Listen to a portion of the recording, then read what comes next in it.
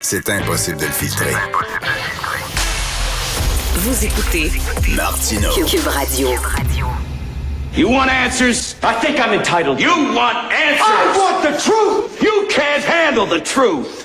You Can't Handle the Truth, une de mes scènes préférées de l'histoire du cinéma dans C'est A un Few très grand Good classique. Men.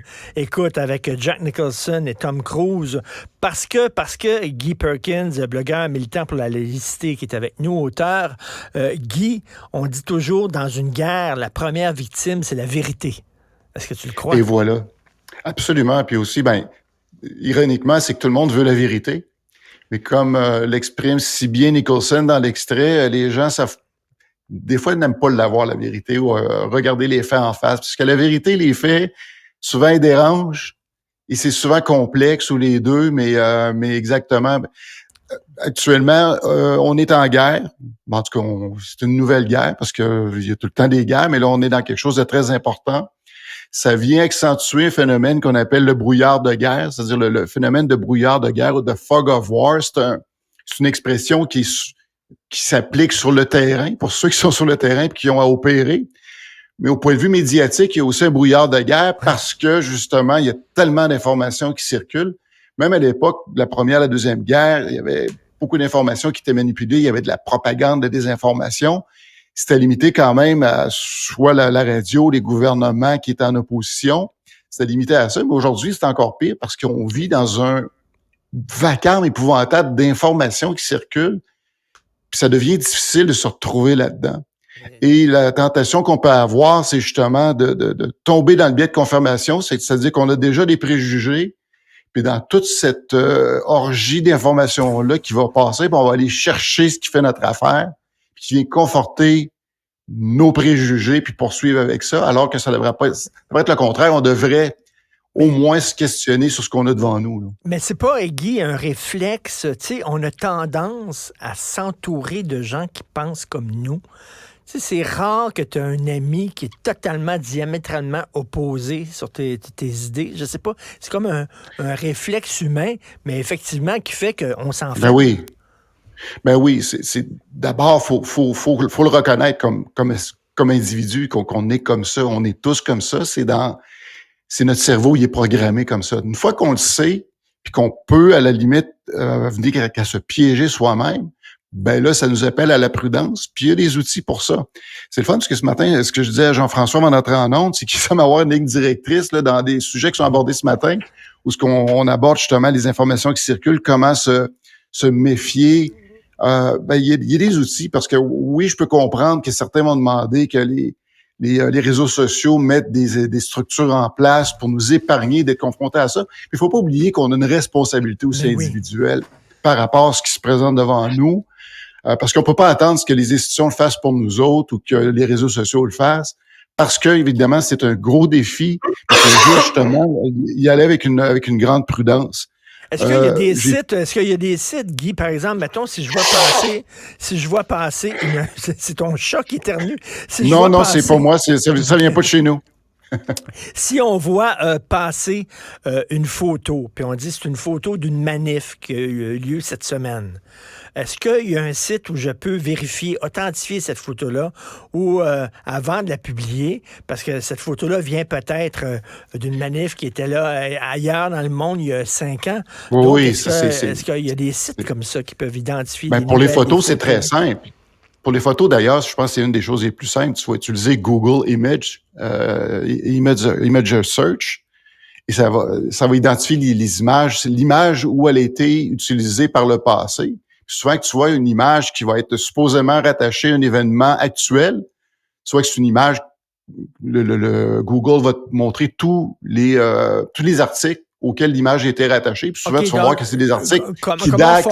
Comment fonctionne? On prend l'image, puis on met ça. Oui, c'est ça. Ça s'appelle Google Image Search. Et ensuite, ça te dit de downloader l'image, de télécharger l'image.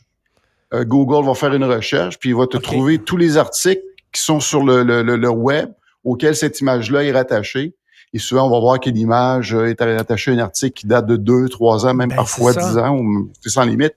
Et il y a d'autres outils aussi, Richard. Des fois, c'est en fonction d'informations qui circulent. Et il y a des sites de fact-checking. Moi, je suggère à tout le monde de se choisir plusieurs sites de fact-check, de vérification d'informations, vérification des faits. En anglais, il en existe plusieurs. Il y a entre autres PolitiFact, factcheck.org, The Washington Post Fact Checker. Ensuite, il y a mon préféré qui est Snopes. Ensuite, Snopes, BBC. C'est comment on écrit ça? S-N-O-P-E-S?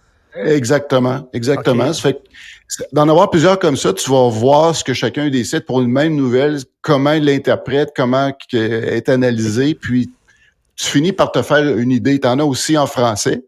T'as l'AFP Factuel, t'as Le Monde, le journal Le Monde qui ont les décodeurs, t'as Libération qui est Check News. Prends bien journal français pour appeler leur truc Check News. Un autre de mes préférés, c'est France 24 avec les observateurs. Et puis, t'as Arte avec sa section Désintox. Fait que là aussi, ça te donne des outils supplémentaires. Guy, est-ce que tu me citais Le Monde, tu me citais Libération, ce sont des journaux avec un certain biais politique. Oui, est-ce que leurs outils de vérification des faits est neutre? Est-ce qu'il est objectif? Ce qui est objectif, c'est l'information, c'est les arguments qui accompagnent. À un moment donné, c'est pour ça que faut faire du recoupage pour voir justement les arguments qui sont utilisés. Tu recoupes et à un moment donné, tu finis par te faire une opinion. Évidemment, dans des dossiers complexes, tu peux te faire une tête, mais d'arriver avec une conclusion totalement affirmative. Il faut toujours se garder une gêne, c'est-à-dire dans les conclusions qu'on va tirer par rapport à une information, surtout dans un domaine complexe, et encore pire dans une situation comme on vit actuellement avec le conflit israélo-palestinien, qui est d'une complexité sans nom. Et Guy, selon toi, sans faire de la nostalgie, est-ce que tu penses qu'on était mieux informés avant l'apparition des médias sociaux, où c'était vraiment des journaux avec des équipes de vérification de faits, etc., qui nous informaient, et que là, ça nous mélange plus les médias sociaux, ou alors ça nous éclaire plus? J'imagine les deux, hein? C'était pas parfait parce que justement dernièrement, je me suis embarqué dans un trip de lecture. Là, je me suis commandé 4 biographies parce que je suis tombé en amour avec la série Succession qui passe sur HBO, qui est dans le fond très librement et très évidemment inspiré de la vie de Rupert Murdoch. Oui. Et puis là, ça m'a encouragé justement à aller voir qu'est-ce qu'il y a derrière ça, parce qu'on connaît Rupert Murdoch. À lire sur les manias de la presse à travers l'histoire. Les manias de la presse comme Conrad Black, Robert Maxwell, puis aussi William Randolph Hearst, qui ont tout eu ce genre d'influence-là sur les journaux. Puis Randolph Hearst, à l'époque, qui a inspiré le personnage du grand film d'Orson Welles, Citizen Kane, lui se vantait qu'il était un faiseur de guerre, là, parce qu'il y avait tellement de pouvoir sur les médias qu'il pouvait faire ou défaire une guerre en fonction des lignes éditoriales qu'il pouvait donner à ces journaux. La guerre avec le Mexique, je pense, les États-Unis contre le Mexique, puis lui, vraiment, il faisait ce qu'on appelle du fake news à l'époque, avec son journal.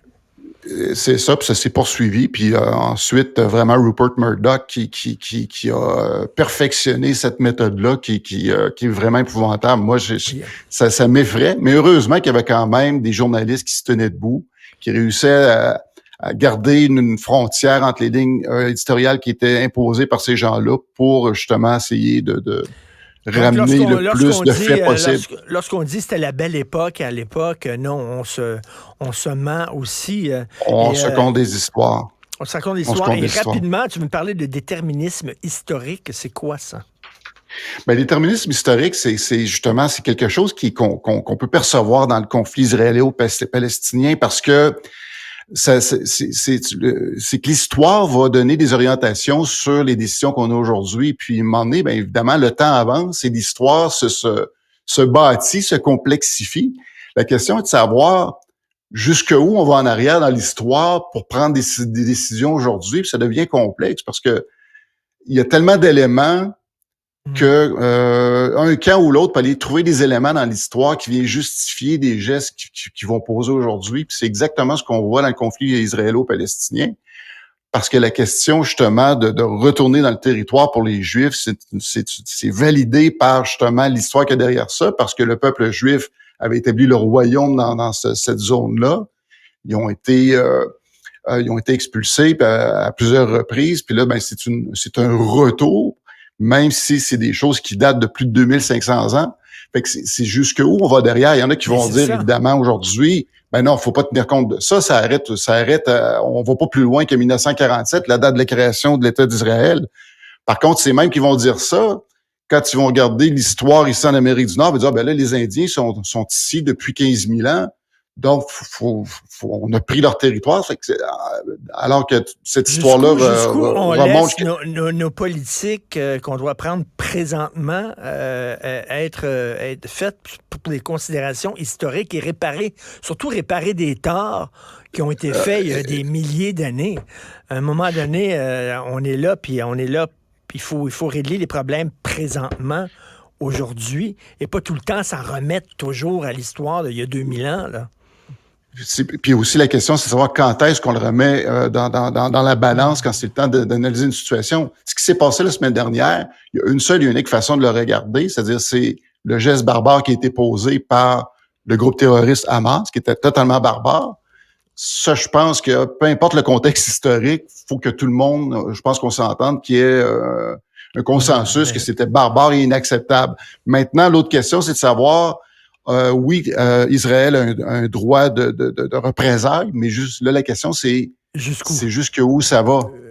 À partir de quand que la représaille est à la mesure du geste barbare qui a été posé. Tout à fait, mais ça va être intéressant. Il faut dire qu'Israël a averti les gens, quitter le territoire, là, ils n'ont pas pris les gens par surprise, on vous donne un certain temps là, pour le temps de quitter le territoire, parce que nous autres, on veut pas tuer les civils, on veut tuer les militants du Hamas, et Israël n'avait pas eu cette période d'avertissement. Non, absolument pas. C'est ça. Absolument pas. Il y a deux choses. Par contre, il faut quand même qu'il donne un couloir humanitaire justement à la communauté internationale, parce qu'il y a quand même des innocents, des civils qui souffrent.